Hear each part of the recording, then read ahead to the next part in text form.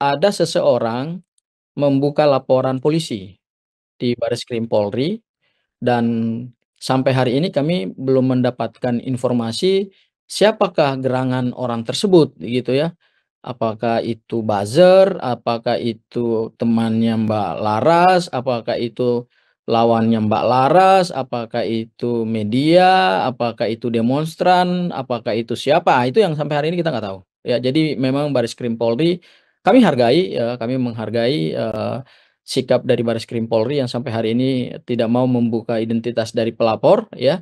Dan kemudian pada tanggal 1 September karena itu dilaporkan tanggal 31 Agustus 2025, lalu pada tanggal 1 September itu sekira mungkin sekitar jam 6 malam ya, sore jelang malam itu, pada saat Mbak Laras sedang meeting online dengan Sekjen ya, Sekretaris Jenderal AIPA ya, yang saat itu berada di Brunei Darussalam, melakukan meeting online, dari rumah tiba-tiba datanglah beberapa penyidik membawa surat perintah penangkapan. Jadi, Mbak Laras sendiri sama sekali tidak tahu menahu kok tiba-tiba sudah ada surat perintah penangkapan gitu, atas perkara apa. Nah, ternyata dijelaskan oleh penyidik bahwa atas postingan dia tanggal 29 Agustus itu, kemudian tanggal 31 ada yang membuka laporan dan 1 hari setelah LP naik itu dilakukan 2 hal sekaligus, yaitu status Mbak Laras sudah dinaikkan, menjadi tersangka ya, kemudian pada saat yang bersamaan tanggal 1 September itu juga penyidik, Bareskrim Polri langsung melakukan upaya paksa, berupa perintah penangkapan terhadap Mbak Laras ya.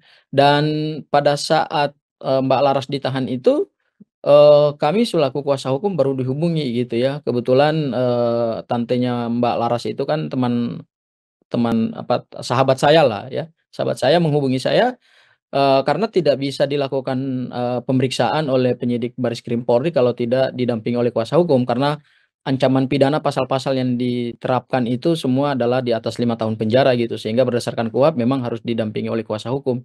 Dan kami melakukan pemeriksaan itu, mungkin sekitar jam 10 malam ya, dan selesai sekitar jam setengah 4 subuh, seperti itu, Mbak. Oke, jadi itu langsung dilakukan penangkapan saat Senin malam ya, Mas, ya? Iya, jadi hari Minggu dibuka laporan, hari Senin itu langsung penetapan tersangka dan hari Senin itu pula langsung dilakukan jemput paksa berupa perintah penangkapan. Dan Baik, saya ya. perlu memberikan sedikit catatan ya, ini, perkara ini bukan perkara, eee, apa namanya, tangkap tangan ya, tetapi ini berdasarkan LP dan kami tentu, memberikan catatan terhadap penetapan tersangka Mbak Laras yang sangat tidak sesuai dengan prosedur KUHP, di mana Eee, biasanya berdasarkan KUHP ya, ada LP maka harus ada dulu, tahap penyelidikan gitu. Tapi di tanggal satu hari setelah LP itu langsung keluar sprindik. Sprindik itu artinya surat perintah penyidikan gitu, tanpa melalui proses penyelidikan. Sehingga pada saat saya mendampingi Mbak Laras diperiksa di Bareskrim Polri itu saya bertanya, apakah Mbak Laras ini pernah nggak dimintai klarifikasi gitu terkait dengan perkara yang sedang dituduhkan kepada Mbak Laras dan jawaban dari Bareskrim, tidak ada klarifikasi di tahap, sebelumnya gitu. Jadi ini laporan langsung tahap penyidikan. Saya kira ini, menjadi catatan juga ya buat Bareskrim Polri, satu lembaga yang tentu sangat kita harapkan sebagai institusi penegak hukum, seharusnya kan ketika menerima laporan polisi, naikkan dulu tahap penyelidikan, minta klarifikasi Mbak Laras, kemudian setelah Mbak Lara memberikan klarifikasi, kalau ditemukan ada unsur dugaan tindak pidana, baru kemudian naik tahap penyidikan, baru penetapan tersangka, baru penangkapan, baru penahanan. Tapi ada sesuatu yang dilompati oleh penyidik Bareskrim Polri, yaitu dari LP langsung naik tahap penyidikan. Itu mungkin catatan kami terhadap penyidik Bareskrim Polri. Download Tribun X sekarang, menghadirkan lokal menjadi Indonesia.